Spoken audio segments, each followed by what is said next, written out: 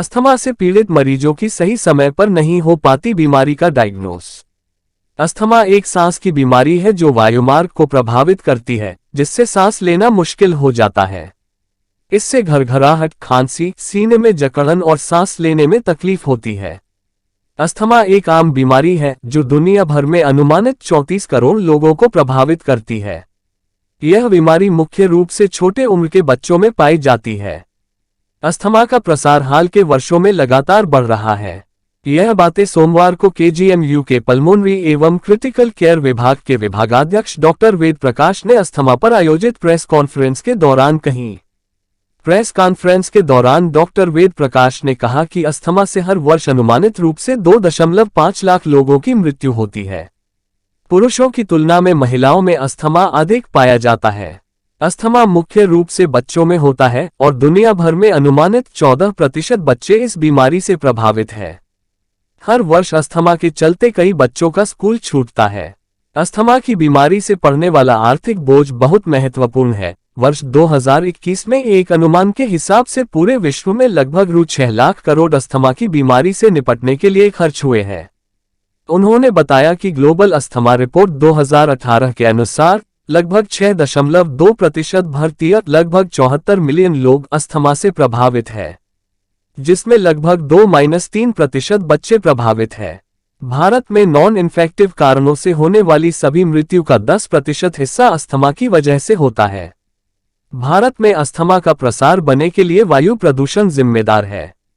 एक अध्ययन की रिपोर्ट के अनुसार भारत में अस्थमा से पीड़ित केवल 5% लोगों का सही निदान और उपचार किया जाता है। अस्थमा के बारे में जागरूकता बढ़ाने और बेहतर अस्थमा नियंत्रण के लिए मई के पहले मंगलवार को विश्व अस्थमा दिवस मनाया जाता है। ग्लोबल इनिशिएटिव फॉर अस्थमा ने 2023 विश्व अस्थमा दिवस के लिए थीम के रूप में अस्थमा केयर फॉर ऑल को चुना है। अस्थमा केयर फॉर ऑल संदेश दिया है। लखनऊ से युवा मीडिया संवाददाता मंजूरुल हसन उर्फ राना की स्पेशल रिपोर्ट। उस समय वो क्या करें? देखिए, खासकर अगर बच्चों की हम बात करें, उन्हें अगर स्कूल में अटैक पड़ जाता है तो कम से कम जो हमारे टीचर्स हैं या वहाँ का स्टाफ है, उसको एक मिनिमम प्रशिक्षण होना चाहिए कि किस तरह से उसकी दवाइयाँ हैं, इनहेलर उसके साथ में होता है, बच्चा अपने आप नहीं ले पाता है तो इनहेलर देने की टेक्निक उन्हें आनी चाहिए, क्योंकि हर परिवार के लोग बच्चे के बैग में इनहेलर्स और ये दवाइयाँ रखते हैं, क्योंकि अटैक कभी भी पड़ सकता है। तो इस प्रकार से जो वहाँ के टीचर्स हैं, स्टाफ हैं, उनको भी एक मिनिमम ट्रेनिंग होनी चाहिए कि अगर बच्चे को स्कूल में अटैक पड़ गया तो किस तरह से हम लोग देखेंगे। नेबुलाइजर्स की जो बात है उसको बहुत कॉशन के साथ में उपयोग करना है, उससे इन्फेक्शन और ना बढ़ जाए बच्चे में, इस बात का ध्यान रखें। वैसे तो अस्थमा से मुझे लगता है हर घर परिवार या रिश्तेदार नातेदार कोई न कोई वाकिफ है, क्योंकि हर घर परिवार में कोई न कोई रोगी है। घर में नहीं है तो रिश्तेदारी में जरूर है। और जो क्वांटम है, अगर दुनिया की बात करें तो 14% लोग इस बीमारी से ग्रसित हैं। 14% बहुत बड़ा क्वांटम है। और अगर इकोनॉमिक बर्डन की बात करें तो 6 लाख करोड़ रुपए का हर साल अस्थमा की वजह से नुकसान होता है, या ये कहिए वर्ल्ड वाइड है। वर्ल्ड वाइड है 14%। और हर वर्ष जो मौत हो रही है वो 25 लाख मौत हो रही है। आपने देखा होगा हमारे कोविड के लिए हमारे देश में जो मौतें हुई उनको भी देखा होगा, 2 लाख पर ईयर के हिसाब से लगभग मौतें हुई हैं। हमारे यहाँ पे 5वां हिस्सा तो है ही, कम से कम 20%। तो अगर 25 लाख मौत हो रही है तो 5 लाख मौत अस्थमा की वजह से। कोविड से इतना हाहाकार मचा, लेकिन उससे 2 गुना 2.5 गुना मौतें इस अस्थमा से हो रही हैं। इससे भी ज़्यादा महत्वपूर्ण यह है कि कितना बच्चों का स्कूल मिस हो रहा है और कितना जो लोग वर्किंग हैं उनका मिस हो रहा है वर्क। तो इसका जो अनुमानित जो व्यय है वो व्यय है 6 लाख करोड़ दुनिया भर में। 25 लाख मौतें और 34 करोड़ लोग इससे प्रभावित हैं। 34 करोड़ दुनिया भर में, इतना बड़ा क्वांटम है कि 34 करोड़ लोग प्रभावित हैं। अस्थमा के बारे में आप जानते हैं कि ये सांस की बीमारी है और जो एयरवेज हैं, वायुमार्ग फेफड़े के, उनको प्रभावित करती है। सांस लेना मुश्किल हो जाता है, घबराहट, खांसी, सीने में जकड़न और सांस लेने में तकलीफ, ये इसके लक्षण होते हैं। अस्थमा एक बहुत ही आम बीमारी हो चली है अब, और दुनिया भर में 34 करोड़ लोग इससे ग्रसित हैं। मुख्य रूप से छोटी उम्र के जो बच्चे हैं उनमें क्रॉनिक अगर बीमारियों में कोई सी बीमारी है तो अस्थमा सबसे ज़्यादा है। डॉक्टर साहब इस पे और विस्तृत बता देंगी। तो वर्ल्ड एस्मा डे, उसके उपलक्ष्य में मैं जो बच्चों के बारे में बहुत जल्दी मैं आपको एस्मा के बारे में बहुत कुछ तो नहीं बता सकती कि आप लोग सब समझ जाएं और सिखा पाएँ, क्योंकि उसमें भी टाइम लगता है, हम लोग को भी टाइम लगा। कुछ चीज़ें जो इम्पोर्टेंट है जो मैं चाहूँगी कि आपके थ्रू लोगों को पता होना चाहिए दमा के बारे में, वो ज़रूरी है। पहली चीज़ है कि एस्मा अगर 5 साल से कम के बच्चे हैं और उनमें ये परेशानी बार बार हो रही है कि सांस लेने में तकलीफ हो रही है, पसली चल रही है, खांसी आ रही है, जैसे डॉक्टर साहब ने कहा कि रात को खांसी आती है, ठीक है, ये एस्मा जैसे ही लक्षण हैं। लेकिन 5 साल से कम के बच्चों में यूजली और भी और कारण होते हैं इस तरीके के सिम्टम्स के लिए, तो उसको हम ऐसे नहीं कह सकते कि ये एस्मा है। हो सकता है इलाज सेम जैसे वही चले, जैसे डॉक्टर साहब ने बताया कि चुई मुई जैसी हो जाती है कि जो ये एयरवे है, मतलब सांस की नली की, वो सिकुड़ गई, दवा दिया वो सही हो जाएगी, तो वो फ़ायदा तो कर जाता है, लेकिन हम उनको एस्मा नहीं कह सकते। अधिकतर बच्चों में होता है 5 साल 12 साल आते आते चीज़ें वो सही हो जाती है, तो उसको एस्मा नहीं कह सकते। अगर ये है कि घर में माता पिता को या किसी जो बच्चे के दादा दादी, नाना नानी, मौसा मौसी या बच्चे के खुद के भाई बहन हैं, उनमें अगर दमे की शिकायत है या बच्चे में एलर्जी के हमें डॉक्यूमेंटेशन मिले हुए हैं, एलर्जी का डॉक्यूमेंटेशन हो सकता है जो स्किन प्रिक टेस्ट करते हैं उससे एलर्जी मिल गई, कि जो ये एरो एलर्जेंस मतलब ये जो मौसम बदलता है ना, अक्सर उसी वक्त जो ज़्यादा खांसी और ये सब परेशानी बढ़ती है, क्योंकि आप देखते होंगे जब मौसम बदलता है तभी हम देखते हैं कि अच्छा इस वक्त वो ये पलाश ज़्यादा फूल खिला रहा है, इस वक्त वो येलो वाला कौन सा होता है, बोगनविलिया नहीं, वो नाम नहीं याद आ रहा है। तो ये बेसिकली इनके जो पॉलेंस होते हैं ये एक मेन कारण होते हैं सीजन चेंज होने पे ये एस्मा जैसे सिम्टम्स लाने में। तो अगर किसी बच्चे में अगर एलर्जी की टेंडेंसी है, घर में किसी को दमे की शिकायत है, तो ऐसे बच्चों में एस्मा की टेंडेंसी ज़्यादा होती है आगे होने की। तो 5 साल से कम के नीचे बच्चों में एस्मा हम नहीं कह सकते। दूसरे आजकल इमरजेंसी में तो चलिए, अगर अचानक से जैसा डॉक्टर साहब ने बताया कि अगर स्कूल में कोई प्रॉब्लम हो रही है कि नेबुलाइज़र रखना चाहिए, पर आजकल ये कि ज़रा सी भी खांसी जुकाम होता है, एक तो आजकल कोविड के बाद जितने भी वायरस फैले हैं उसकी वजह से बहुत ज़्यादा खांसी जुकाम हर बच्चे को लगा रह रहा है, कि शुरू हो जा रहा है तो 2 महीना 3 महीना तक जा रहा है। तो वो ज़रूरी नहीं है कि वो एस्मा या टीबी हो, क्योंकि अक्सर हम लोग टीबी में भी पढ़ते हैं कि 2 हफ्ते से ज़्यादा की खांसी टीबी, एस्मा में भी हम पढ़ रहे हैं कि खांसी, सिर्फ खांसी। तो हर खांसी एस्मा या टीबी नहीं है। तो नेबुलाइज़र आजकल बहुत ज़्यादा यूज़ हो रहा है, घर में हर कोई ड्यूवेलिन, एस्थेलिन, बुटासोनाइड, हर तरीके के नेबुलाइज़र यूज़ कर रहे हैं, तो वो नहीं यूज़ करना चाहिए। आप डॉक्टर को दिखाइए, उनसे राय लीजिए, अगर वो एस्मा है तभी दीजिए दवाइयाँ, वरना इतना ज़्यादा सिर्फ कि खांसी अगर इतने समय से ज़्यादा चल रही है तो नेबुलाइज़र की ज़रूरत नहीं है। उस कंडीशन में इन्हेलर देते हैं अगर बच्चे को एस्मा है तो। इन्हेलर वैसे ही कि जैसे अगर हम किसी से पूछें कि आँख में परेशानी होगी तो आप क्या करोगे, आँख में दवा डालोगे कि टैबलेट खाओगे? आँख में दवा डालेंगे, ड्रॉप डालेंगे। तो यहाँ पे भी फेफड़ों की परेशानी है, सिर्फ वो दवा दीजिए जो कि सिर्फ फेफड़े में जा रही है। खाने वाली दवा क्यों दें कि पूरे शरीर में असर करे। मोंटेलुकास बहुत ज़्यादा दिया जाता है, और मोंटेलुकास ही मॉन्टेर एलसी, हर प्रिस्क्रिप्शन पे मॉन्टेर एलसी लिखा रहता है। तो वो दवाई 5 साल के नीचे तो WHO ने बैन किया हुआ है कि बच्चों को देनी नहीं है। तो ये इसलिए बता रही हूँ कि एस्मा के ट्रीटमेंट में मोंटेलुकास लिखा हुआ है कि मोंटेलुकास देना चाहिए, पर 5 साल के नीचे के बच्चों में तो बिल्कुल नहीं देना चाहिए। और 5 साल के ऊपर के बच्चों में अगर एस्मा है तो उनकी डायग्नोसिस कंफर्म करना ज़रूरी है। जैसे आपको डायबिटीज़ है, ब्लड प्रेशर है, आप कैसे कैसे पता चलता है कि आपने शुगर लेवल कराया, आपने ब्लड प्रेशर मेज़र करवाया। तो वैसे ही अगर 5 साल के ऊपर किसी बच्चे में एस्मा के लक्षण लग रहे हैं तो स्पाइरोमेट्री कराते हैं। स्पाइरोमेट्री में आ रहा है कि हाँ ये एस्मा सजेस्टिव है, तभी आप उस बच्चे को एस्मा माने, या फिर बच्चे को दवाइयों से आराम मिल रहा हो जो ये इन्हेलर शुरू करते हैं उसकी वजह से। अन्यथा और बीमारियां होती हैं जिनकी वजह से एक ही तरह के लक्षण आएंगे कि खांसी हो रही है, पसली चल रही है, सांस लेने में तकलीफ हो रही है, और वो एस्मा नहीं होगा। सो 5 साल से ऊपर जब तक स्पायरोमेट्री की डायग्नोसिस न कंफर्म करें या बच्चे में आप ये डॉक्यूमेंट न कर ले कि इन्हेलर देने से बच्चे में आराम हो ही रहा है, उसको एस्मा हम लेबल नहीं कर सकते। और अगर एस्मा डायग्नोज हो गया तो जो सबसे ज़रूरी चीज़ होती है, अक्सर ये होता है कि बहुत मिथ होता है कि इन्हेलर नेबुलाइज़र दे लेते हैं, उनको लगता है कभी कभी ज़रूरत पड़े नेबुलाइज़र दे लें, पर जहाँ बात इन्हेलर की आती है तो वो सोचती है इसकी आदत तो नहीं लग जाएगी, कि हमारे बच्चे को आदत तो नहीं लग जाएगी कि ज़िंदगी भर इन्हेलर देना पड़ेगा।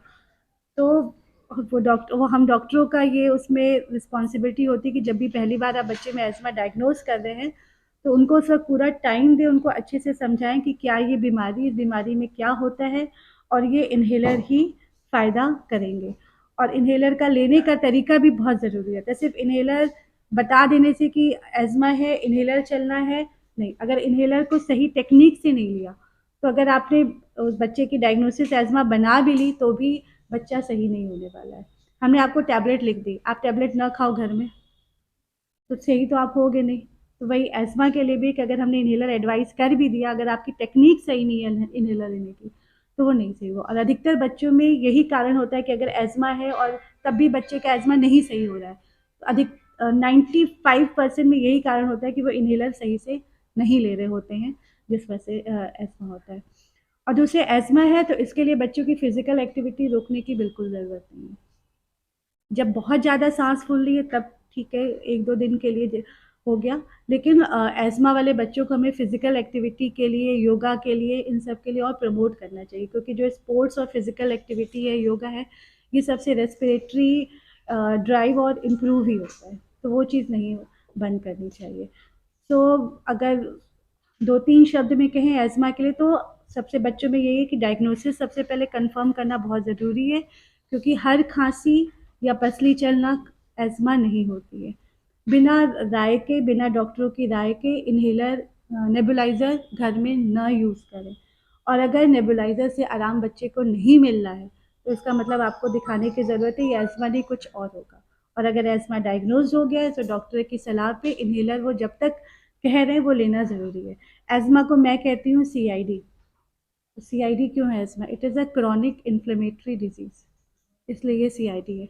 तो उसमें सांस की नली में सूजन बनी ही हुई है, जिसको और जो कि बार बार जो ट्रिगर आते हैं उसकी वजह से वो बार बार वो परेशानी होती रहती है। सो अधिकतर में लंबे समय तक चलती है दवाइयाँ, कुछ में कह सकते हैं ज़िंदगी भर, लेकिन हमें शुरू में ये नहीं बताना है कि ज़िंदगी भर दवाई चलेगा, कोई भी नहीं इलाज कराएगा, वो चला ही जाएगा। तो उन्हें बताना है बस कि लंबे समय तक ये दवाई इन्हेलर चलना है, उसको धीरे धीरे करके कम करना होता है। तो और मोस्ट इम्पॉर्टेंट जो बच्चों में कारण होते हैं, एक तो ये कि वायरल इन्फेक्शन जो होते हैं, उसके अलावा डिफरेंट ट्रिगर्स है जैसे डॉक्टर साहब ने बताया। तो अभी आज के टाइम में जितनी भी रेस्पिरेटरी प्रॉब्लम है उनके लिए एयर पॉल्यूशन सबसे इम्पोर्टेंट है, जिसकी वजह से परेशानी बढ़ रही है। इसमें विशेष सावधानी क्या रखनी चाहिए? इसमें विशेष सावधानी ये, क्योंकि एस्मा है, हाइपर सेंसिटिव एयरवे है, कि मतलब कुछ बच्चे हैं जिनका कि एयरवे छुई मुई जैसा है, कि ट्रिगर्स जो होते हैं उनसे बचाना है। कुछ ट्रिगर आप बचा सकते हो। अब बच्चे को खांसी जुकाम हो गया, रेस्पिरेटरी वायरल इन्फेक्शन हो गया, आप वो नहीं बचा सकते हो। वैक्सीन इन्फ्लुएंजा के लिए, कोविड के लिए और सबके लिए नहीं है, तो उस समय तो मेडिसिन देना पड़ेगा। लेकिन कुछ ट्रिगर जिसमें कि आपको पता है कि जैसे कि धूल धुएं से अगर हो रही है, किसी स्पेशल धुएं से या इत्र या परफ्यूम से हो रही है, या जो ऑल आउट घर में बहुत ज़्यादा इस्तेमाल होता है, ये जो हिट स्प्रे और ये सारी चीज़ें हैं, तो वो चीज़ें आप हटा सकते हो। तो जो चीज़ें हम हटा सकते हैं, स्मोकिंग घर में कोई कर रहा है, एयर पॉल्यूशन अगर किसी समय ज़्यादा है तो उस समय घर से बाहर ना निकालें। तो जो चीज़ें हम हटा सकते हैं वो हटाएं, उनको हटाना चाहिए, उनसे बचाव करना चाहिए। कॉमन ट्रिगर्स है, जैसे धूल धुआं है, कुछ यूनिक ट्रिगर्स भी हैं कुछ जो अलग कुछ बच्चों में पाए जाते हैं जिस वजह से? नहीं, बच्चों में मोस्ट कॉमन ट्रिगर अगर मैं कहूँ तो वायरल रेस्पिरेटरी इन्फेक्शन है 5 साल से कम के बच्चों में, जो कि बच्चों में अक्सर खांसी जुकाम होता ही रहता है, इसलिए 5 साल के बच्चों में ज़्यादा होता भी है। धीरे धीरे वो एज के साथ वो चीज़ कम हो जाती है, तो वो चीज़ आप नहीं हटा सकते एक्सेप्ट फॉर कि इन्फ्लुएंजा एंड कोविड का वैक्सीनेशन। और बाकी जैसे सीजन चेंज हो रहा है, ठीक है, अब पॉलेंस आ रहे हैं, तो उस समय हम बस ये कि उस समय उनका डोज थोड़ा कम कर दें कि उस एरिया में जहाँ की पॉलन ज़्यादा है वहाँ पे न जाए, या मास्क लगा के जाए, वो चीज़ कर सकते हैं। थोड़ी देर में बस हमारे सर हैं और बहुत वरिष्ठ हैं, हम लोगों के टीचर हैं, तो इसमें हम लोगों ने पहले इसलिए बता दिया कि जो गलतियां हम लोगों की रह जाएंगी, क्योंकि डॉक्टर साहब भी स्टूडेंट हैं, हम भी स्टूडेंट हैं सर के, तो पहले हम लोगों ने बता दिया जो गलतियां हैं उनको सर सॉल्व कर देंगे। तो मैं सर से अनुरोध करूंगा कि सर आप। सर्वप्रथम आप सबका स्वागत है। इसके साथ ही प्रोफेसर वेद, प्रोफेसर सारिका जी को बहुत बहुत धन्यवाद। बहुत ही अच्छा मौका है जिसमें एक बहुत आपके द्वारा ये जो ज्ञान की बातें हो रही हैं दमा की बीमारी के संबंध में, ये दूर दूर तक जाएंगी और जनता को इसका फ़ायदा मिलेगा। डीडी न्यूज़ आईडी रख रहे हैं। देखिए, दमा की बीमारी बहुत वर्षों पुरानी बीमारी है और ये इसके बारे में आपने अक्सर सुना होगा लोगों से कि दमा दम के साथ जाता है, लेकिन विज्ञान ने काफ़ी प्रगति कर लिया है। तो अब ये जरूर है, इसका नेचर क्रॉनिक है। जैसे अभी भैया ने पूछा था कि टीबी और दमा में क्या अंतर है। टीबी तो अगर सही तरीके से सही पता लग जाए और इलाज हो तो हमेशा के लिए ठीक हो जाती है, लेकिन दमा का नेचर क्रॉनिक है, ये आता जाता है। इसका एक ये भी खास बात है कि एपिसोडिक अटैक होता है। जैसे दमा का अटैक हुआ, बीच में बिल्कुल सबके जैसा नॉर्मल रहेगा, अगर इलाज नहीं लेगा तो ये अटैक बार बार होंगे। अभी सारिका जी ने बताया, जैसे दमा की एक और बात है कि जैसे दमा किसी भी उम्र में शुरू हो सकता है, मगर ज़्यादातर शुरुआत बचपन में होती है, ज़्यादातर केसेस बचपन से होते हैं। तो अभी लक्षणों की बात हुई है कि खांसी आएगी, सांस फूलेगी, सीने में जकड़न होगा, बलगम बहुत कम आएगा, बहुत गाढ़ा होगा, चिपचिपा होगा, मुश्किल से निकलेगा। तो ये सब उसके लक्षण हैं। और ये इसके दौरे, अटैक का मतलब दौरा, सांस फूलने का, ये सारे लक्षणों का दौरा पड़ेगा। और ख़ास तौर से जो इसके जैसे अस्थमा का मोटे तौर पे देखा जाए तो दो प्रकार बताते हैं, एक एक्सट्रिंजिक, एक इंट्रिंजिक। तो जो एक्सट्रिंजिक एज्मा है उसे एलर्जिक एज्मा भी कहते हैं। जैसे जो वेरियस ट्रिगर्स की बात हुई अभी बहुत, जिसमें कि ये ट्रिगर, ये जो आपके डस्ट होते हैं, तो आमतौर से जो धूल होती है वो उससे ज़्यादा धूल जो घर के अंदर होती है, डस्ट माइट जो मैट्रेस में होते हैं, डस्ट माइट। जैसे आजकल जो शहरी जीवन शैली आप देखते हो कि मोटा मैट्रेस होता, गद्दा होता है, वो शायद वो तो धुला कभी नहीं जाता है। तो अगर उसका रख रखाव सही नहीं है, अगर उसे आए दिन धूप नहीं दिखाई जा रही है, आप वो जो बेडशीट को क्लीनिंग प्रॉपरली नहीं कर रहे, तो उसके अंदर इतने माइक्रोस्कोपिक जीव पलते हैं और उनकी क्रॉप बाय क्रॉप आती है, और वो धूल से किसी को एलर्जी होती है, भयंकर एलर्जी होती है, नुकसान है उससे। और आप मतलब उसे फिर उसमें बार बार वो अटैक होगा, इलाज के बाद भी मुश्किल पड़ेगा कंट्रोल करना। तो डस्ट माइट की एलर्जी हो गई। अभी पॉलेंस की एलर्जी, जैसे आजकल देखिए नीम का जो पेड़ होता है उसके फूल अच्छे, इसी तरह बहुत सारे प्लांट्स हैं उनके फ्लावरिंग सीजन होते हैं। हम लोग कहते हैं पॉलन कैलेंडर।